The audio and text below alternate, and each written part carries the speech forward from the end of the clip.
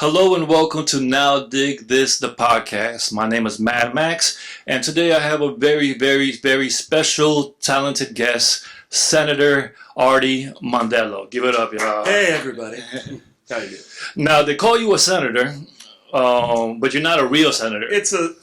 I'm as real as the dreams of children and orphans across the nation. Uh-huh. Now, the senator, it's a ceremonial title that came about from my first solo gig. It was a last-minute thing here in Atlanta. The club owner wanted to know how I wanted to be billed on it, and I thought, fuck it, I'm going to do Senator Artie Mondello. That's a cool fucking name, man. It's a it cool was just fucking meant name. for that one night, but Yeah. it stuck, and everybody needed a senator. They everybody started calling me senator, and And you just became Senator Artie Mondello. who am I to argue? Yeah, right. I mean, you look good. You look like you could be the. Yeah, you look senatorial. Exactly. Now let's bring you all the way back. So you're originally from Orlando, Florida. I'm originally from Ohio. Ohio. An amazing place to be from, but a terrible place to go to. It's I always say if you're from Northeast Ohio, especially, nothing can hurt you. We're talking about. That winter is crazy. It's so crazy. It's centered around Cleveland, and we're in all of our television's from Cleveland. So you had horror movie hosts, which were probably the biggest influence on me of all.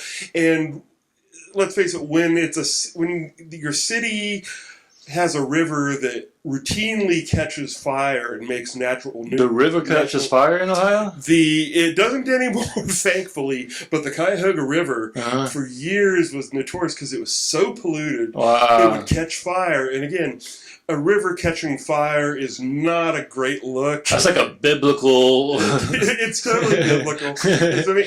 And everybody there just... After I understand the Ohio mentality, which I found does not translate to other states all times, much to my chagrin, but a big part of Ohio lifestyle is everything is based on mutual humiliation, growing up in humiliation, and just kind of... I mean, that's everybody's youth. Yep. Yeah. That's basically it. But so how old were you when you moved to Orlando? I mean, just like everybody from the north, they always go down south.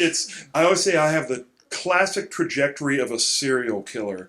I was raised in Ohio, moved to Florida, spent 20-odd years there, then moved to Atlanta. Oh, okay.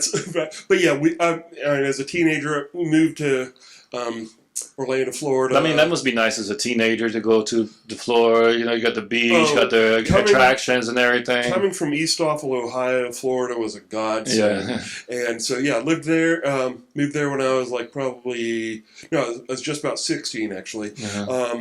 Lived there for many years, and then I started playing really late. I didn't get my first guitar until I was over 18. Really?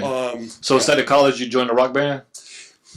I kind of did both and failed miserably each way.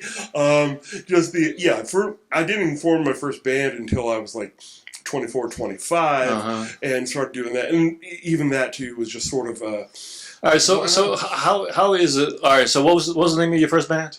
The Exotic Aerotones. The Exotic Aerotones. That sounds really cool. So when you were first starting a band, and I mean, you guys didn't do punk rock, and you guys, what kind of music did you do at that time? We did what I always consider just kind of surf, frat, twist kind of stuff like in beach party movies, or some.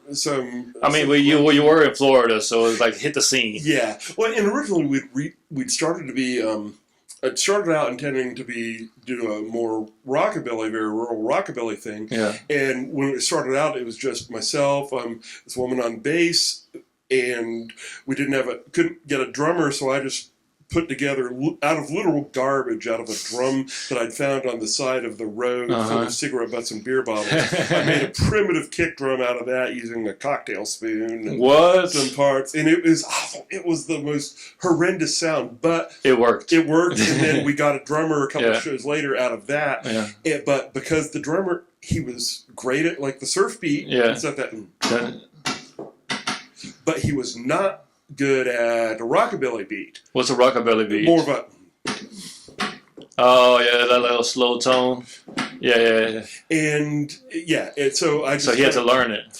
Yeah, and he was just not good at. And I've never anybody that's played in a band with me will tell you how much I hate to rehearse. Yeah. I hate to practice anything, and because I just get sick of it. Yeah. Like in no time, if I'm doing if it becomes a chore, and so I had kind of wanted to play that kind of music anyway, that surf beat, which I couldn't really do with a foot drum. What instruments were you playing? I was playing guitar. Oh, you were playing the guitar during that time? Yeah, just guitar. I only played guitar. Electric guitar? Or electric guitar. Yeah, that's cool. Yeah, I have a saying, I always say that like, two things I don't allow in my house are guns and acoustic guitars. Oh man, I like acoustic guitar. I know, everybody does. But Yeah. understand, I grew up, or I didn't grow up, but like I first started on an acoustic 12-string, only played acoustic for a long time. Yeah. I have the contempt for it that say like people that have dropped out of the Catholic Church have for the or whatever they study at. Yeah. That same concept. Love-hate relationship. Yeah. It's like I associate acoustic guitar too much with my youth. Yeah. You know, I hate anything that reminds me of my youth. Understood. Yeah. Understood. And also, too, keeping acoustic guitars at the house, some people take those as invitations at parties. Yeah. And Just pick it up, start playing it around campfires. Oh, my God. Yeah, it's like, for me, it's easier to say, no, there are no acoustic guitars. I actually do have a couple of acoustic guitars, but don't touch them. don't, I keep them well hidden. Don't touch them. Yeah, and just cut that part out of. Yeah. If you're watching, Now, I'm just lying. This instrument right here, this is the theremin. The theremin, yes. Yeah. So how did you even think about this? How did this instrument come into your life, and what made you like interested about it? Well, you know, as I mentioned earlier in my Ohio upbringing, being essentially raised by TV horror movie hosts. What was your favorite one? Movie? Yeah, movie, TV shows. I used to love the monsters. Yeah. Oh, love the monsters. Love the Addams Family, of course. Boris Karloff Thriller. I grew up watching that. And as far as the films, I was the King Kong films. Oh yeah, the old ones, black and white ones. Yeah, and it's amazing too. I'd like the thing I miss about the naivete of youth. I miss being that age where it's like. This one station, like Channel 23 out of God knows where in Ohio, would have an all-night marathon starting at like 1 in the morning. They'd show King Kong, Son of Kong, which are two definitely related films and stuff. And they would show King Kong versus Godzilla and King Kong Escapes. Both Japanese films from the 60s where it was played by a man in a gorilla suit and not one of history's finest gorilla suits. But I took them all as part of the same. They were all with the term relatable. I mean, at that age, also, I think when you're young, like you don't see the person behind the mask. You see the actual image, the King Kong or Godzilla or Ninja Turtles or whatever. You never think about the person that's wearing the costume and stuff like that. Nah, those are the guys that you're portraying. You imagine. You think of what they represent rather than what they actually. So you're saying like they used to play this instrument during those movies? Yes, in a lot of starting in the 40s, it started being used in some Hitchcock films and some mystery films. I love Hitchcock. Oh yeah, me too. It was actually originally done in the film. Spellbound. And I never thought about like what instruments they ever played like during those old movies and stuff like that. It never really crossed my mind. I mean, nowadays you see like the behind video or sound effects of movies and they're like clapping or they hit something, you know. But I mean, this is a very unique instrument. And it creates a very unique sound. Yeah, and at the time, nothing else could really sound like it. And again, like growing up, I'd hear this amazing sound on like old horror and science fiction films, and just like I didn't know crap about music. I mean, I couldn't tell a piano from a sousaphone, you know. So it's like, but it's just like, what is that? A human voice? And what is that? Because it could be, I mean, mistaken for one, and vice versa. And then, like some time later, it's like when I'd be reading more and I'd find it was the name for it, a theremin, and it was... That takes a lot of curiosity for you to be doing research. Like, what is that sound? What is that eerie, ghostly, haunted, Frankenstein sound? Yeah, well, it was more like I'd be just reading about like monster movies or whatnot, and I'd see that word mentioned again, and the problem is this is pre-internet days. If you kids out there can even imagine that, so you have to encyclopedia it. Go to the library. And that's the thing. Encyclopedias didn't have, so even that took some digging to figure out what it was. Nobody even knew what they looked like for the most part. Dude, I didn't even know this instrument really existed until y'all came on Now Dig This. You and Peter and Blake and the Twisty Cats were on Now Dig This, and you brought this instrument, and I was like, wow, what is that? I was like, it baffled my mind, and like the sounds and the things that I was like, wow, that is very interesting instrument. So that was my first time ever in my whole life hearing or even seeing an instrument like this. I'd like see little bits of like on the back of one theremin album in the 50s. You see part of a drawing, so you can make out an antenna. But it's like, again, it was unless you lived in a better city with a better library or had you didn't know what it was. Yeah, no idea. And so over time, it's like get more, and then they were unavailable for years and years. And then Bob Moog's company, Big Briar Instruments, offered a kit, and my then fiance got it for me for Christmas. Nice. And and so I put that together and like real quickly tried to figure out how to play it, which is, as I've said before, is easier said than done. Yeah. Just in case nobody knows, Artie and myself, we recorded a history and explanation also of the theremin. There's another video link. I'm going to attach a link somewhere around this video, and then you'll be able to go back to it. You'll be able to hear the instrument, and you'll be able to hear some of the history, origins, and really kind of like explanation how the whole... I want to call it a machine, but it's an instrument, how the whole instrument works. The whole thing, the whole shebang. How it works. All right, so let's move forward and let's talk about the Delusionaires. Sure. Now, the Delusionaires is a band that you and your friends created after you created so many bands prior to that. The Delusionaires, you sent me a couple of video links, and man, that music is incredible, man. I loved the sound and the music. And before we get into discussion about it, I want to play one of the videos. There's two. There's Scum. And what is the Scum is pretty...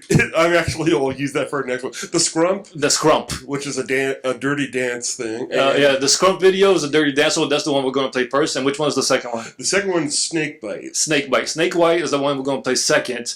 But then there's a third video that we cannot air.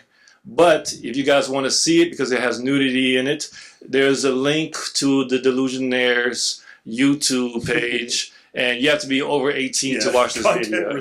Content restricted, right. All right, so first we're going to go to the first music video. It is called The Scrump. Check it out. Now dig this.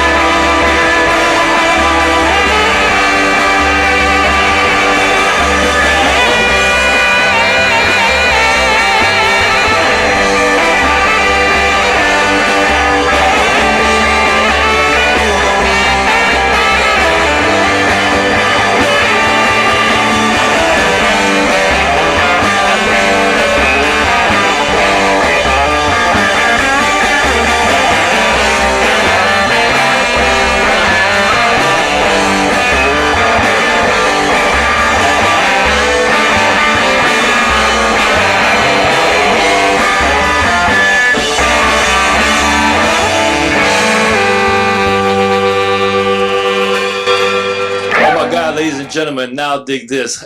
That video was incredible. So the Delusionaires, and it's called the Scrump. What does Scrump mean?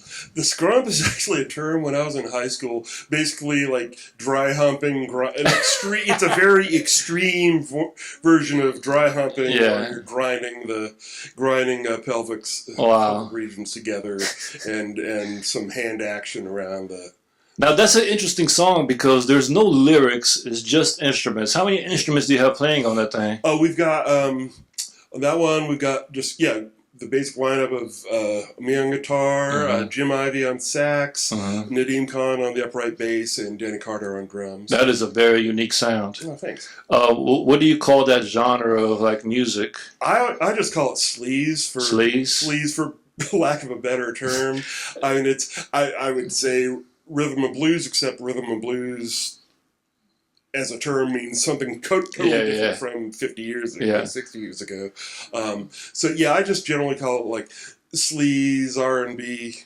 So when I was reading one of your biographies, because I try to do my research as much as possible, it said that you call this type of music stripper music. Yeah, and I'll tell you how the band even came about. It was like many things in my life, it was meant to be for just one night only. Yeah. We got tapped to play. Again, my friend Nadim and I, the bass player, who would become the bass player in the band, we had talked about, like, we ought to play, we ought to make a band to play this kind of sleaze music and stuff. There's some comps, the Las Vegas Grind comps. Yeah. It's a series that had stuff all basically in that genre, which, like, the basic thing is they're just a sleazy saxophone, kind of a grimy out to lunch guitar. And so do you think back in those days it was seen as like stripper, sleazy, drug inhabited, horny women, horny teenagers music? Yes, because but it was actually meant more for the adult part of the segment. Yeah, because you see it a lot of our musical influences you can tell from like old, just like crime, or even actually a couple of our songs were kind of tapped from. There's a movie called The Brain That Wouldn't Die that has the most incredible sleaze soundtrack, and we copped so much just from listening the influence that movie. Yeah. And so but anyway, we talked about that, but like didn't really think much of it. And then a friend of Nadim and his wife called them up in, I think, late January, saying he was curating at the like University of South Florida in Tampa.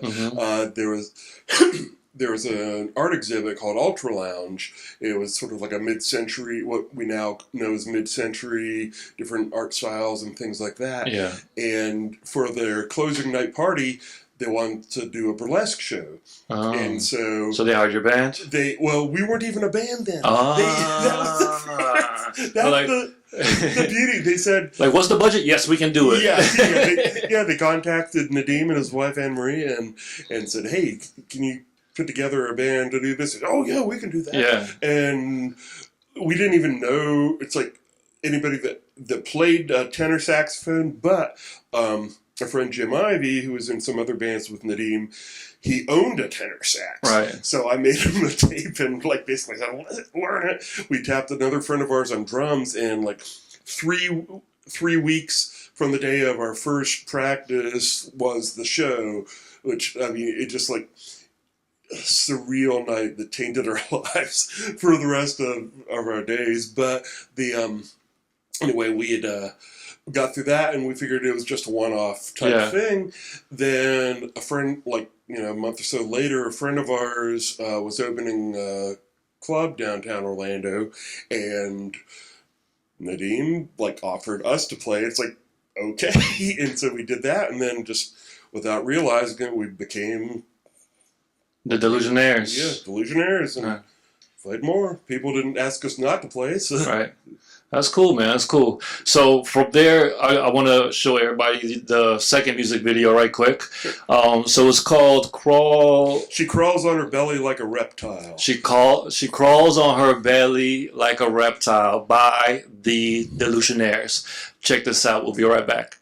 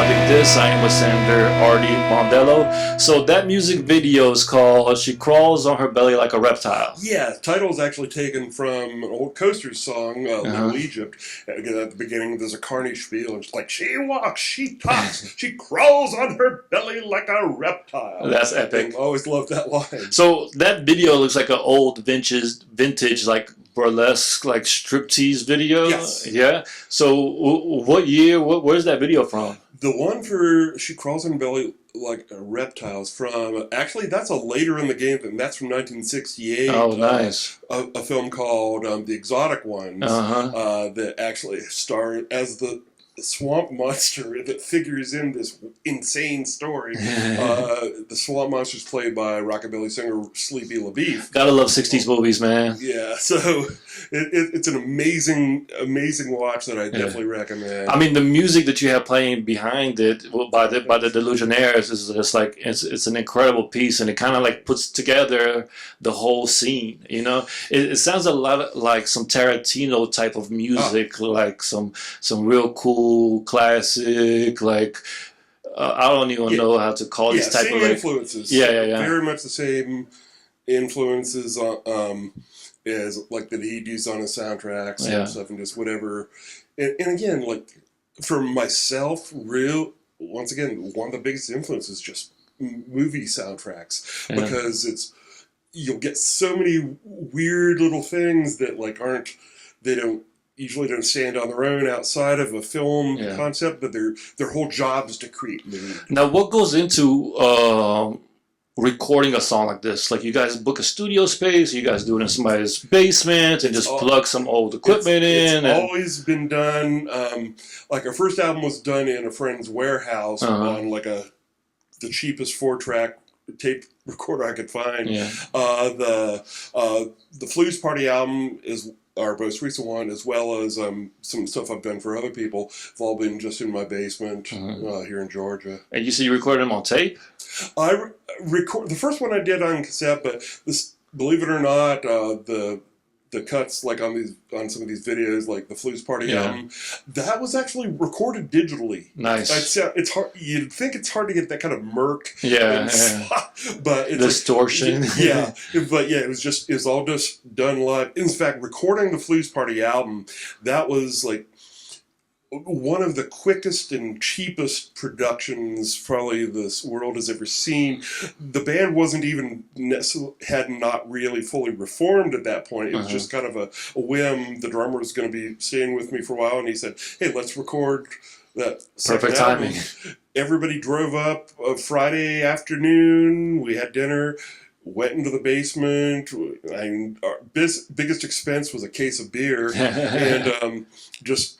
For the next 6 hours, we just recorded the whole album. Wow! And how many songs was on the album? I think there's 12. Wow! So y'all recorded 12 songs in 12 hours? Yeah, 2 of the opening and closing song were made up on the spot. Yeah. Just like testing mic levels. Yeah, just a jam session. You recorded it. Yeah. It's like I was just checking mic levels, and like, okay, play, and then he would, like Nadim would play this riff on the bass or something, then Jim would come in on the sax, and so I'd start, and it's like, okay, hold on a second.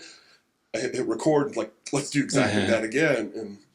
And did y'all release it on what, like tapes, cassettes, CDs? How did y'all release it? Recorded it on vinyl, or we released it on vinyl. Oh, yeah, released it on vinyl. Which was funny because, like, as I said, the band wasn't really together at the time we recorded it, and we were like, what do we do with it? Right. And I suggested, just having had the usual crappy luck as far as making any money. Well, not that making money was ever a concept, releasing stuff, but few people lose as much as like we want to do. And I thought, let's just, our T-shirts always sold well. Let's just get offered as a free download with a purchase of a T-shirt. And Nadim's like, no, this has to be a proper vinyl record. Right. It's like, I'll pay for it myself. Yeah, because it becomes like a art piece. You know what I'm saying? It always becomes a part of history when you can touch it. Yep. Yeah. Exactly. And the punchline is, though, so I put together the packaging and stuff, and mastered it all, and found, shopped record pressing plants. I got it all together, found the best deal for it and stuff, and present the rest of the information. And Nadim, who had offered to finance, like, man, how are we going to pay for this? So we had to do. You're going to pay for it. Yeah. And we actually had to do a Kickstarter. This was fairly early in the Kickstarter days, but the helpful fellow from the pressing plant said that they had a promotion going in conjunction with Kickstarter that like was a really good deal, and so I decided to treat it as a pre-sale type thing, which is now really the standard model. Right. We managed to get it in just under the wire, thanks largely to my mom. Right. And him as well. But but yeah, we got vinyl. My biggest terror was not having it. I'd set like how many copies did you have pressed? 500. 500 copies. How fast did they sell? They actually sold. We actually made our money back the release night. Yeah.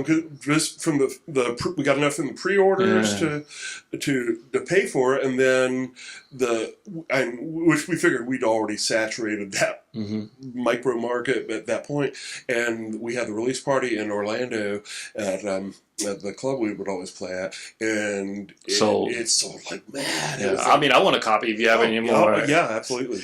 Let me ask you this. So when you're playing all the sleaze and stripper music and stuff like that, tell me one of the craziest events of you seen people, I don't know, maybe, doing their thing on the dance floor or, to your music. Like what made you, tell me a time that you could just be like, man, like this song or this moment is always epic in my head because of this particular. The one that sticks out the most just because it was just so weird, and it wasn't even that sleazy, but just the fact that it happened. We were playing a show in St. Augustine, and it was like in this open air stage behind a stadium, and like it was like in August, and just a sweaty. Not that any time's not sweaty and gross in Florida, but this was really when it was really shining at that part, and is actually when we were doing the Scrump. Now, often when we'll play the Scrump, I'll like in the middle of it, I'll kind of do a demonstration, and the version you see at any show of me demonstrating the Scrump never resembles each other from show to show. It's always just whatever. It's always like how you feel, But I managed to get them step by step to get the entire audience down in the dirt, like on their knees and pushing into it. What? And there's some great pictures of it, and we're all just still. Like, it's kind of how did we make them do that? Exactly. It was a sense of power that I'll never see. I mean, honestly, when I seen the Scrump video that you sent me and that we showed earlier, I was like, I could see how this song could just hypnotize somebody's body, to make you like, in that video, you see the women like getting looser or just like really feeling it, and I'm like, I just close my eyes and like listening to the song, and I just like, it kind of like hypnotizes you in like a weird magical like waveform, like, so I could kind of see where. But did you think that you just started a cult? For that moment, but Jacksonville, St. Augustine's kind of a wacky place. Anyway. Yeah. I was at the Cleveland of Florida. Yeah, so.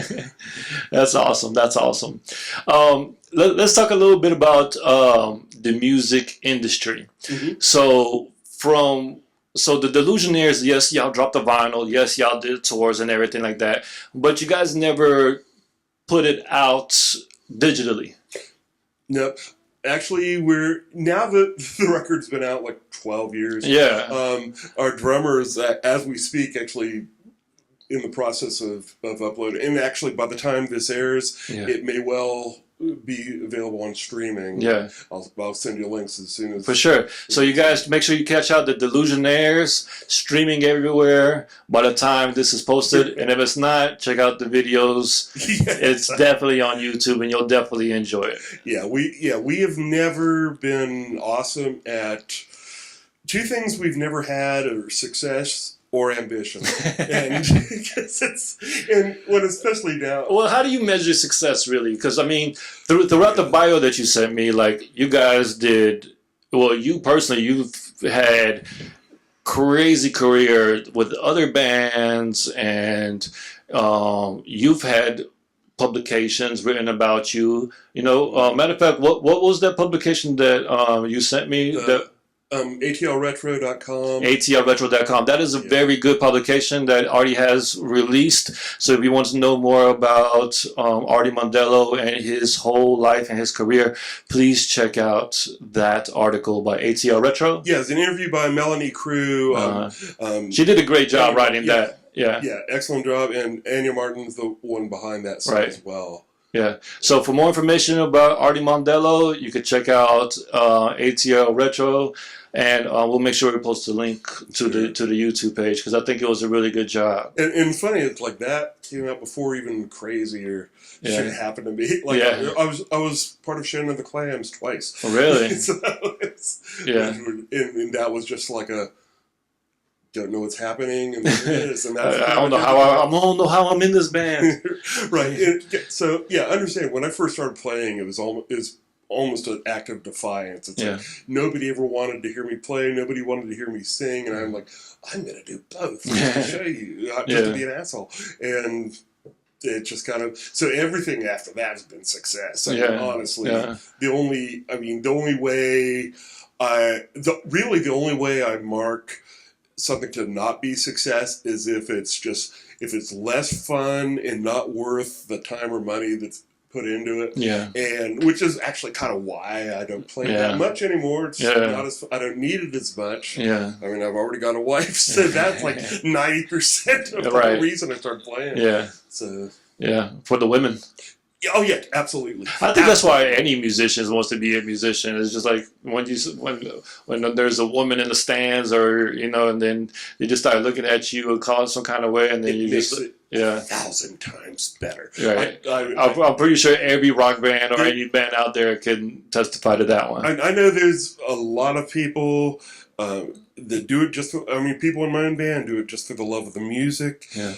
But I never would make that claim. I've never been a good enough musician just to get off on playing it itself. And at the time, understand, when I first started playing, I had zero social life. Yeah. I mean, I was in a pretty controlling relationship. And so it's like, it kind of... It was a release. It was a big release. A big release. An escape. And it was a way to finance my drinking. Yeah. My significant drinking habit. And like when you first begin playing in bands or like anything, like you're trying to get gigs, so you're trying to go to this place, this place, this place. They don't want to offer you money, but they'll offer you drinks, so you're like, yeah, okay, you're going to get our whole band drunk and we're going to play here. And, it's a good publicity, a good little promotion, But after a couple of times, you're like, man, I'm just drunk all the time. Well, yeah, unfortunately, I mean, even with the free drink type of thing, my wife does not ever let me forget about the night where, after our show, not only did we owe money at the bar, but my wife had to pay the tab because none of us had enough on us to cover it. And so it's like, we've always pretty much been at the absolute lowest gutter of How many instruments do you play? I mean, I know the theremin, that's a very unique one. Yeah. Play theremin, play guitar, and play organ. Organ? The piano joint? Yeah. So you play all the Scary Movie soundtracks. Exactly. I cover all of that.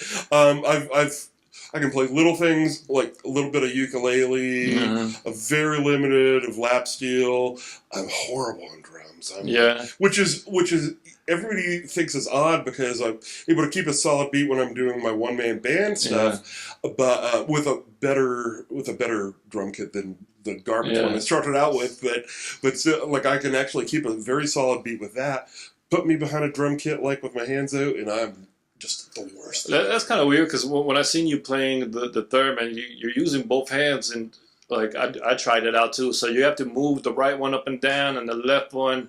So it's kind of like patting your head and circling the thing at the same time. And like I'm not able to do that either. But you did the themin really good, but you can't.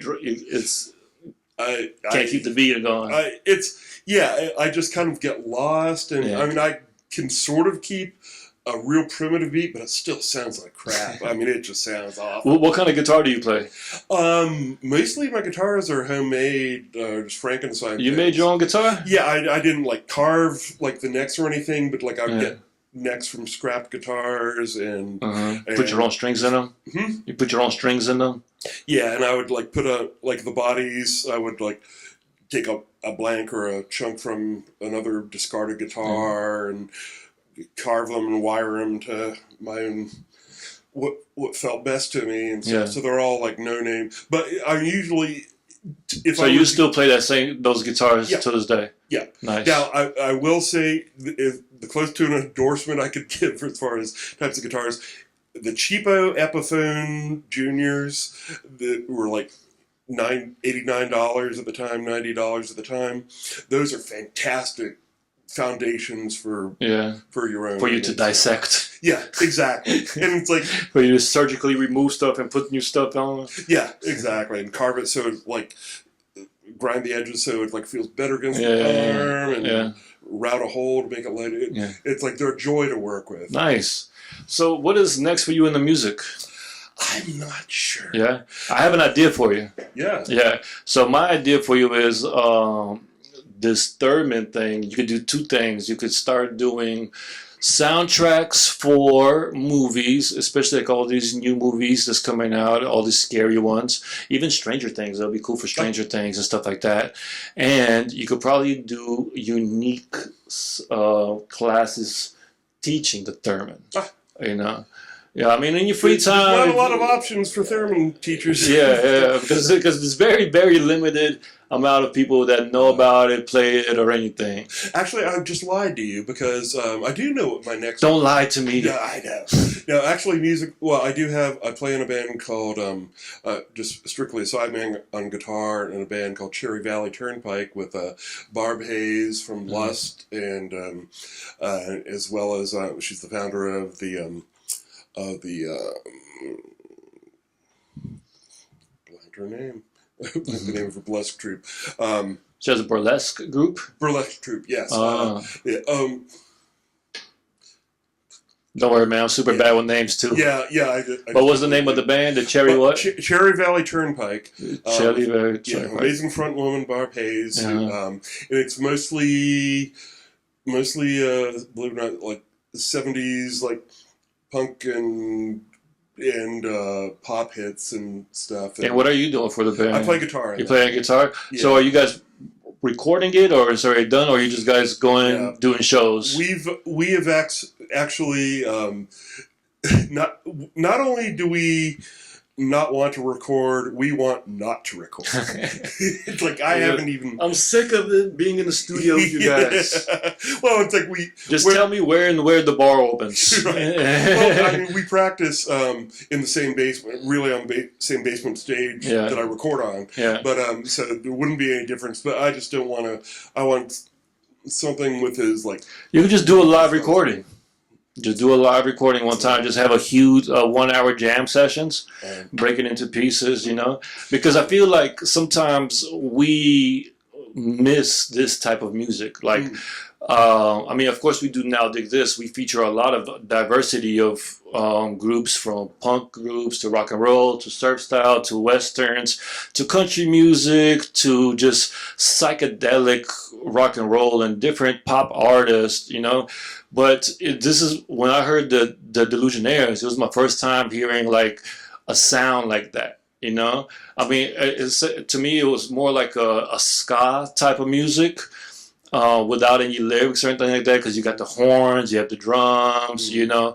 But it was very refreshing to me for me to hear. You know, so that's why I always say like people like try to keep projects like you were just saying like secretive or like nobody cares, or I don't want to record this, but it is your responsibility as a musician to release this for people's ears to hear. And the thing is, I'd love to be playing more Delusionaires things, which, I mean, us playing or recording was kind of kind of tricky enough when the three of them lived in Florida and I lived up here in Atlanta. But a few years ago, in fact, during pandemic, right after we'd played our 20th anniversary show down there, the sax player moved to Washington State. Oh, wow. So that really complicates. Yeah. I mean, we could still just if he happened to be in town tomorrow, if we could somehow get everybody in town tomorrow, we could easily play a show. Yeah. And we haven't even rehearsed much in But see, that's exactly what I'm saying, though. So, while y'all are all together, while y'all have everybody together, go ahead and record it, man. Oh, yeah. You know what I'm saying? Yeah. Go ahead. I mean, even if you just record a live session, or let's say you do a show, record that show vocals, audio of it, and then just release it or put it on YouTube, and just have something to reference to. I mean, it's a part of music, or just the history of you, Right. or the people in the band that you could always refer back to, Yeah. Thank you in watching Now Dig This. This is Senator Artie Mondello. I have all the links to their videos and bios and everything in the description below. Artie, thank you so much, man. Oh, thank you so much. Appreciate it. And also check out the instructional tutorial video that we did for the theremin over here. Go ahead. If I can pitch one more, yes, yet another musical thing that obviously I don't like thinking about these until the day they happen. But in October, second weekend in October, I'll be playing theremin for the Crux Collective aerial dance show. Cool. So, aerial dance show? Yeah, that's aerial cool. dance troupe that a friend of mine. That's when they do the things on the strings. Yes, exactly. That's cool. Reverend Peter from Twisty Cats actually is the one that hooked me up with them, nice. because he's done music for them in the past. Cool. And they wanted a theremin player for it, and so So just keep your eyes out for listings for, again, Crux Collective. I'm not sure the venue, but first weekend of October. We will post it on all our social media sites. So make sure you follow Now Dig This. Make sure you follow Senator Artie Mondello. We'll make sure we post all the events, all the music, and we'll keep you guys up to date on everything that's going on. Yeah. Again, you are watching Now Dig This podcast. Thank you for watching. Thank you, Artie. You the man. Cheers. Have a good day, everybody.